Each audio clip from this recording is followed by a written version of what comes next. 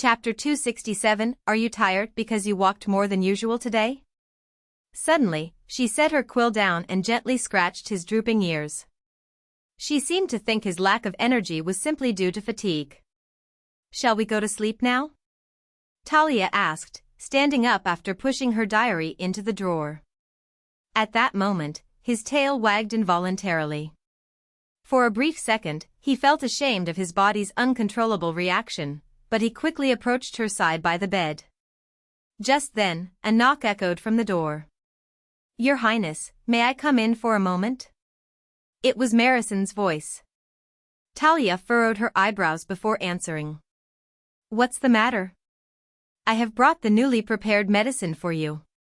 Talia hesitated briefly, then draped a shawl over her shoulders. "All right, come in." Immediately, the middle-aged healer strode into the room, tightly wrapped in a dark gray wool dress. Talia didn't even look at her, merely gesturing toward the shelf with her chin. "Leave it there and go. Since I'm already here, I would like to check on your condition as well." "There's no need. Tyron came by a while ago and cast a healing spell," Talia replied coldly, picking up a book and waving her hand dismissively. At those words, the woman's expression stiffened slightly. She spoke in a flat tone. "I am concerned that you seem far too dependent on that woman." Marison closed the shelf drawer with a loud thud, then turned to face Talia. "There is no denying that Tyron is an exceptional healer. But she ultimately belongs to the Siorcan family. She is someone who cannot help but prioritize the Grand Duke's interests over the safety of Her Highness, the Grand Duchess." Instantly, the air in the room turned ice-cold. Talia snapped her book shut with a loud thud, glaring at Marison with a piercing gaze. "What are you trying to say?" Discontent has begun brewing among the retainers about the necessity of bringing in a new Grand Duchess. It seems they've decided it will be difficult for you to produce an heir since your body is naturally weak. I heard they subtly pressured the Grand Duke about this matter as soon as he returned. Talia's face drained of color. He glared fiercely at the healer who was spouting such venomous nonsense. Perhaps sensing the murderous intent radiating from him, she hesitated for a moment, but quickly regained her composure and continued speaking calmly. Fortunately, His Highness the Grand Duke resolutely rejected their suggestions. However, if you remain unable to produce an heir, these demands will persist in the future. Marison paused, then added in a hushed tone, "At worst, they may try to harm your Highness." "Are you suggesting that Tyron might receive an order from his retainers to poison me?" Talia replied with a bitter chill in her voice. The woman lowered her eyes and answered quietly. "Caution is never a bad thing. That woman has already harmed your Highness's health before. Is she really someone you can trust completely? Didn't you explain with your own mouth that what happened back then seemed to be just a simple mistake?" Talia retorted sharply. "Why are you changing your story now?" "I am only offering honest advice in the hope that your Highness will not let her guard down," the woman said with a sigh. "Whether intentional or accidental, Tyron is in a position where she could threaten your Highness's life. It is necessary to set boundaries." Feelings of wariness, uncertainty, and worry flickered in Talia's eyes. To hide them, she forced a tight smile and let out a nervous laugh. "And I can trust you? What reason would I have to hurt you?" the woman answered confidently. "I am loyal to Her Highness the Empress. The Empress wishes for her eldest daughter to firmly establish her position as the Grand Duchess of the Siorcan family. And I intend to assist your Highness in fulfilling that wish."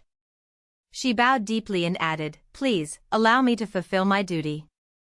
Talia stared at her in silence for a moment before finally speaking. "What exactly are you asking of me?" "Allow me to examine you regularly as well. Recently, you have left your health entirely in Tyron's hands. In the future, you should allow us to check your condition in turns." "What else?" "I also request permission to inspect the medications you are taking. This way, we can prevent any emergencies." Talia pursed her lips tightly. She clearly despised the implication that Tyron might hurt her. However, she seemed to conclude that there was no logical reason to refuse Marison's request, so she nodded abruptly. "Fine, do whatever you want." She added in a firm tone, "But I will not forgive you if you treat Tyron as disrespectfully as you did before. Remember this well, she is my healer too." "I will keep that in mind." The healer answered calmly, bowed her head, and left the room. He glared at her retreating back with deep dissatisfaction, then immediately trotted over to the shelf, pressing his front paws against the display cabinet to knock the medicine bottle down. The bottle shattered against the floor with a sharp crash. As he kicked the shards aside, a strong, bitter scent filled his nose. He brought his snout close to the broken glass and carefully licked the spilled liquid. Fortunately, it lacked the overpowering bitterness characteristic of poppies. Instead, the strong scents of willow bark and cloves filled the air. There was a slightly sour taste, suggesting it contained a small amount of mandragora, but since that was a common remedy for chronic pain, it didn't seem dangerous. "What are you doing?" Talia scrambled out of bed and grabbed his snout, looking horrified by his sudden behavior. "You idiot! Do you think I drink this because it tastes good? What if something bad happens to you?" She anxiously forced his jaws open to inspect his mouth, then lightly smacked his head with her fist. It was the first time she had scolded him since he became a wolf. "Looking at me with those pitiful eyes won't work," Talia warned. "If you cause trouble, you will be punished." After scolding the wolf, who had flattened his ears submissively, Talia called the maids to clean up the broken glass. Meanwhile, he was dragged into the bathtub and forced to rinse his mouth out with water. She clearly didn't realize that most monsters were immune to poison. Seeing her scrutinize him with eyes full of genuine anxiety, a strange sense of satisfaction filled his heart, and he wagged his tail vigorously. Talia stared at him in disbelief before finally bursting into laughter. A deep sense of relief washed over him as he watched her face light up, as if the dark clouds had suddenly parted. If he could make her smile like that, he didn't care how ridiculous he looked. He just wished this woman could be a little less sad and a little less lonely. "You troublemaker." Talia playfully tugged his ears and wrapped her arms around his neck.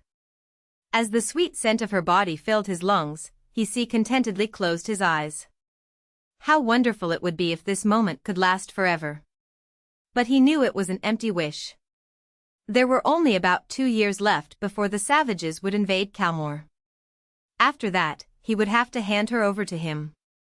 If he was lucky, he might be able to stay by her side as her wolf. But standing beside her as her husband, that would never happen. He had already lost that chance. Now, he only had one wish left. To see her become happy. His only remaining desire was to watch her find joy, even if he could only do so from the sidelines. The seasons flowed past as swiftly as a river.